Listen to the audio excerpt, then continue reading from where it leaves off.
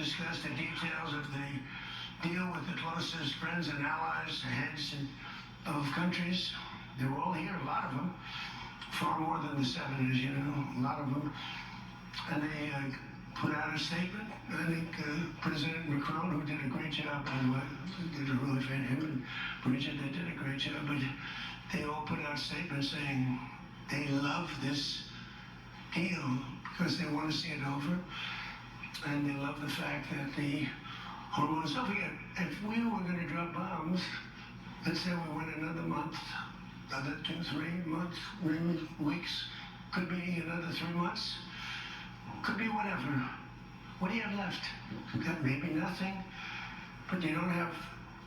The strait will never be open because people that own billion-dollar ships, these ships cost $1 billion. They don't like sailing ships or having their ships participate when you go up the coast and you go through the strait and there are rockets flying over your head.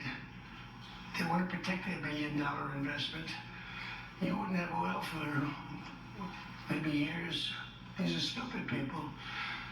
But nobody was tougher than me. Nobody hit Soleimani. You know, when I hit Soleimani, people thought that was the biggest thing to happen in the Middle East for 50 years. That was the biggest event. He was the boss of Iran, and respected, but he was a mad genius. He was a genius, the father of the roadside bomb. When you see young men, and in some cases women, mostly men, walking around without legs, without arms, with a face that's been blown to smithereens, it's Soleimani, 95%, 96.2 they say or something, 95%. That was Soleimani did it. Happened to come from Iran, and I blew him up. You remember that? I blew him up in the Valley of Death. He got off his plane and we followed him, and in all fairness, because they've been wonderful to me, Israel, but they didn't want to do that attack. They were all set the night before the attack. They informed me they didn't want to do it, so I had to make a decision. I made the decision to do it, but it was a joint venture, as we say in the real estate business. That was a joint venture between Israel and us. We studied it for a month. We knew what plane he was going to be on almost a month before. He only traveled on commercial airliners, big ones with lots of people, because he knew we wouldn't shoot him down. He's very smart. But we knew he was going to be on that plane, followed him, and then Israel informed me that they won't do it.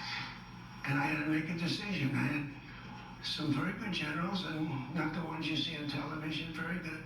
And I want to thank also Pete Hegseth and General Raisin Kane, who's phenomenal. Okay, these guys are phenomenal. They can't be better.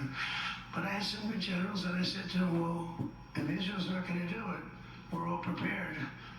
Do we do it? Do you like doing it or not? He said, sir, if you want to do it, we can do it. How well? We'll do it just as well or better. Do it ourselves.